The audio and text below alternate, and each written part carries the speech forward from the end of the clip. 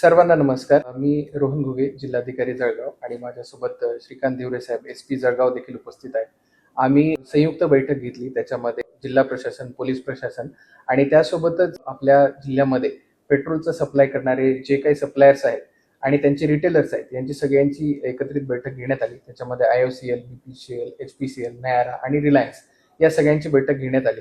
त्यामध्ये सद्यस्थितीमध्ये त्यांच्याकडे असलेल्या स्टॉक पोझिशनची देखील माहिती घेण्यात आली आणि त्यांच्याकडे येणाऱ्या ट्रान्झिट मधल्या स्टॉकची देखील माहिती घेण्यात आली.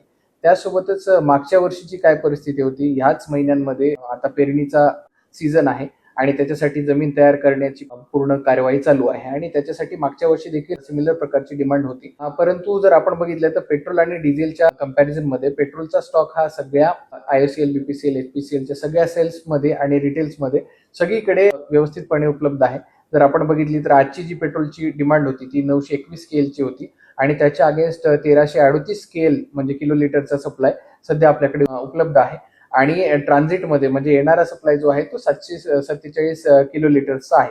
म्हणजे पेट्रोलच्या सप्लायमध्ये कुठेही कमतरता नाहीये. आपल्याला कमतरता जाणवते ती डिझेलच्या सप्लायमध्ये आणि ती देखील जर मागच्या वर्षीच्या कंपॅरिझन मध्ये मागच्या वर्षी या तारखांमध्ये आपण जवळपास 1300 किलो लिटरचा सेल केलेला होता आणि या वर्षी तो जवळपास 1620 म्हणजे 320 किलो लिटरचा एक्स्ट्रा सेल होऊन देखील आपल्याकडे स्टॉक पोझिशन बघितली तर 1490 किलो लिटरची स्टॉक पोझिशन सध्या आपल्याकडे उपलब्ध आहे आणि येणारा जो ट्रान्झिट मधला जो स्टॉक आहे तो 1614 किलो लिटरचा स्टॉक आहे. म्हणजे आपल्याकडे असणारा स्टॉक आणि येणारा स्टॉक हा पर्याप्त मात्रेमध्ये आहे.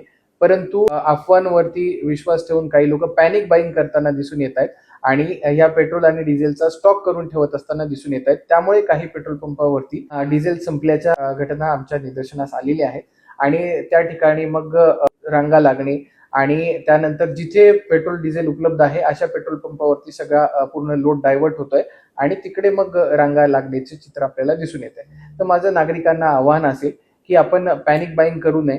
आपण जरी मशागतीची पण डिमांड जर कन्सिडर केली तरी पर्याप्त मात्रेमध्ये आपल्याकडे साठा उपलब्ध आहे.